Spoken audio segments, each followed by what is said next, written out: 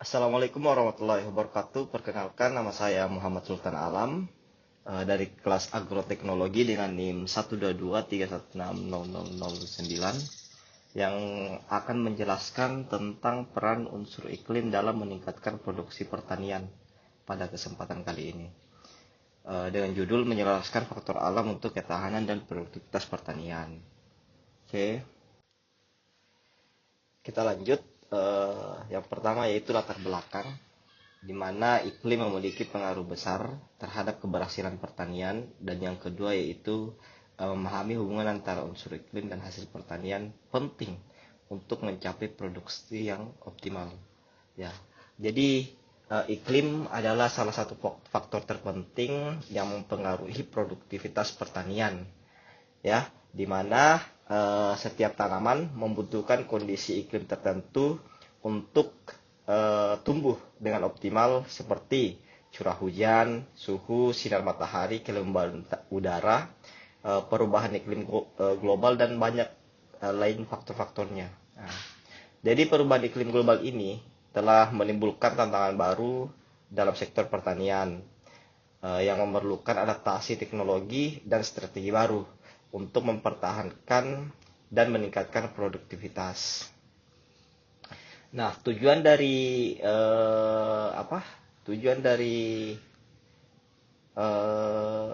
presentasi ini yaitu untuk menjelaskan bagaimana suhu, curah hujan, sinar matahari, dan kelembaban udara untuk mempengaruhi pertanian. Ya, yang pertama, langsung kita menuju ke unsur-unsur iklim dalam produksi pertanian. Yang pertama yaitu suhu.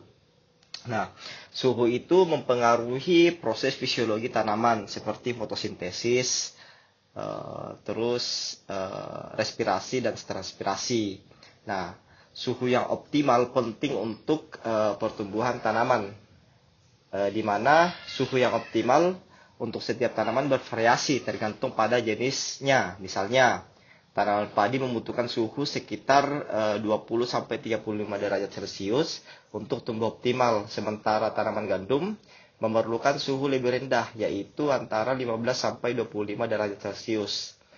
Untuk suhu yang terlalu rendah dapat memperlambat proses metabolisme, sedangkan suhu yang terlalu tinggi dapat menyebabkan stres termal dan yang mengurangi efisiensi fotosintesis dan hasil pertanian. Nah, yang kedua yaitu curah hujan, di mana air yang cukup dari curah hujan diperlukan untuk pertumbuhan tanaman. Nah, curah hujan yang ekstrim dapat merusak hasil pertanian juga. Jadi, curah hujan adalah sumber utama air bagi tanaman, terutama di wilayah yang tidak memiliki sistem irigasi yang baik.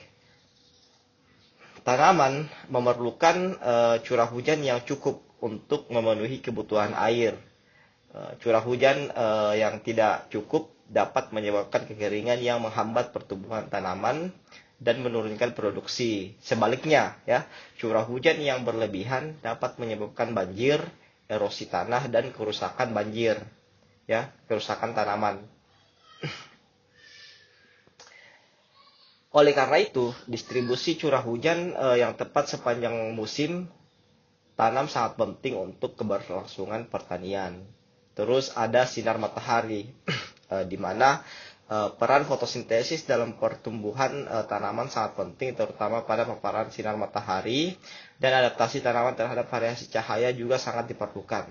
Ya, sinar matahari sendiri diperlukan untuk proses fotosintesis yang merupakan dasar dari tanaman energi pada tanaman. Intensitas dan durasi sinar matahari yang cukup sangat penting untuk mendukung pertumbuhan dan produktivitas tanaman. Di wilayah tropis, sinar matahari yang berlimpah sepanjang tahun memungkinkan pertumbuhan berbagai jenis tanaman. Namun, intensitas sinar matahari yang terlalu tinggi juga dapat menyebabkan peningkatan suhu yang berlebihan yang berpotensi merusak tanaman. Nah, yang keempat yaitu kelembaban udara. Kelembaban udara ini juga ada beberapa faktor yang pengaruhnya, yaitu kelembaban udara yang dapat membantu transpirasi yang efisien, dan kelembaban berlebihan atau kekeringan dapat menghambat pertumbuhan. Jadi kelembaban udara ini memainkan peran penting dalam transpirasi tanaman, yaitu penguapan air dari daun sementara melalui stomata. Transpirasi membantu dalam pengangkutan nutrisi dari tanah ke bagian tanaman serta menjaga suhu tanaman tetap sejuk. Untuk kelembaban udara yang terlalu rendah dapat meningkatkan laju transpirasi dan menyebabkan tanaman mengalami kekeringan. Sedangkan kelembaban yang terlalu tinggi dapat memicu perkembangan penyakit tanaman seperti jamur misalnya. Oke, lanjut. Dampak perubahan iklim pada produksi pertanian. Fenomena perubahan iklim, ya, yang pertama yaitu perubahan suhu global dan perubahan pola. Yang kedua curah hujan, yang ketiga mempengaruhi produksi pertanian. Fenomena perubahan iklim itu global ditandai dengan peningkatan suhu rata-rata, perubahan pola curah hujan, dan peningkatan frekuensi kejadian cuaca ekstrim. Hal ini telah membawa dampak besar bagi sektor pertanian di seluruh dunia. Di beberapa wilayah, musim tanam menjadi lebih pendek, sedangkan di wilayah lain kekeringan dan banjir menjadi lebih sering terjadi. Perubahan ini mempengaruhi produktivitas pertanian dan ketahanan pangan global. Terus dampak negatifnya, kekeringan yang berkepanjangan dapat merusak tanaman. Yang kedua yaitu banjir akibat curah hujan ekstrim mengancam hasil pertanian. Untuk perubahan iklim menimbulkan berbagai tantangan bagi pertanian, termasuk peningkatan frekuensi kekeringan, banjir, dan gelombang panas. Kekeringan yang berkepanjangan dapat menyebabkan gagal panen, sementara banjir dapat merusak infrastruktur pertanian dan mengurangi kesuburan tanah. Selain itu, peningkatan suhu ekstrim dapat menyebabkan panas pada tanaman, mengurangi efisiensi fotosintesis, dan menurunkan hasil panen. Dampak-dampak ini menekankan pentingnya strategi adaptasi yang efektif untuk mempertahankan produktivitas pertanian. Terus, strategi adaptasi, ya, di mana penerapan teknologi irigasi dan pemilihan varietas tanaman tahan terhadap iklim. Kita melangkah strategi pemanfaatan iklim untuk meningkatkan produktivitas. Jadi strategi ini sangat penting, di mana ada 3 hal yang menjadi pokok utama. Yang pertama yaitu pemilihan tanaman, optimalisasi irigasi, dan pemanfaatan teknologi iklim. Nah, untuk pemilihan tanaman sendiri yaitu menanam varietas tanaman yang sesuai dengan iklim lokal. Di mana pemilihan varietas tanaman yang sesuai dengan kondisi iklim lokal adalah langkah penting dalam mengoptimalkan produksi pertanian. Jadi tanaman yang tahan terhadap kondisi iklim tertentu seperti kekeringan atau suhu tinggi dapat meningkatkan ketahanan produksi terhadap perubahan iklim. Misalnya, varietas padi yang tahan kekeringan telah dikembangkan untuk wilayah yang sering mengalami kekurangan air. Nah, yang kedua yaitu optimalisasi irigasi dan manajemen air, ya, yaitu menggunakan teknologi irigasi yang efisien seperti sistem irigasi dan irigasi tetes. Sistem irigasi yang efisien sangat penting untuk memastikan bahwa tanaman mendapatkan air yang cukup, terutama di wilayah yang menghadapi kekurangan curah hujan. Teknologi irigasi tetes misalnya memungkinkan penghematan air yang signifikan dengan mengarahkan air langsung ke zona akar. Selain itu, manajemen air yang baik seperti pengumpulan air hujan dan penggunaan kembali air limbah dapat membantu mengurangi ketergantungan pada curah hujan yang alami.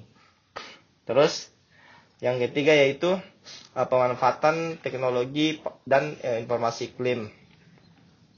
Yaitu yang pertama, memanfaatkan data iklim untuk perencanaan dan pengambilan keputusan dalam pertanian. Yang kedua, sistem peringatan dini cuaca untuk mencegah kerugian.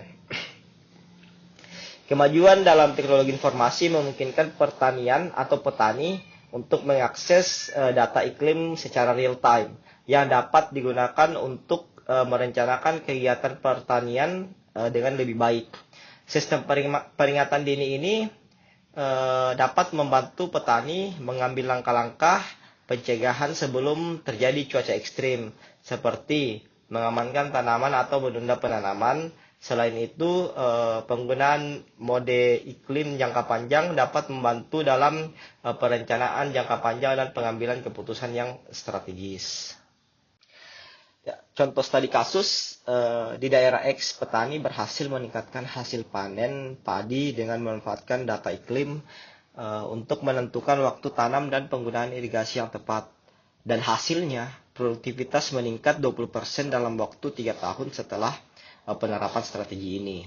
Maka dari itu, sebelum kita melakukan penanaman, kita perlu menerapkan atau membuat strategi terlebih dahulu. Yang paling penting yaitu kita membuat work plan atau rencana kerja kita, di mana ketika kita menyusun rencana kerja kita, kita juga dapat melihat data waktu pada rencana kerja kita pada hari tersebut. Ya, di mana BMKG telah merilis data secara real time dan perkiraan cuaca pada hari dan tanggal tersebut. Kalaupun ada perubahan, pasti tidak terlalu jauh dari perkiraan yang telah dilakukan BMKG, sehingga ketika kita menerapkannya di lapangan itu dapat terlihat secara lebih optimal lagi, ya. Dan hasilnya juga dapat meningkat, bahkan bisa lebih dari 20% ketika perkiraan kita itu tepat. Ya, kesimpulannya saya membuat 2 di sini ringkasan dan rekomendasi. Untuk ringkasan, unsur-unsur iklim seperti suhu, curah hujan, sinar matahari, dan kelembaban udara itu sangat mempengaruhi hasil pertanian. Terus adaptasi dan pemanfaatan teknologi adalah kunci untuk menghadapi tantangan iklim dalam pertanian. Untuk rekomendasi saya, pentingnya peningkatan kesadaran dan pengetahuan petani tentang manajemen iklim dan rencana kerja atau work plan. Ya, terima kasih banyak. Mudah-mudahan ini dapat bermanfaat sehingga dapat diterapkan dengan optimal sebelum kita melakukan penanaman. Terima kasih. Wassalamualaikum warahmatullahi wabarakatuh.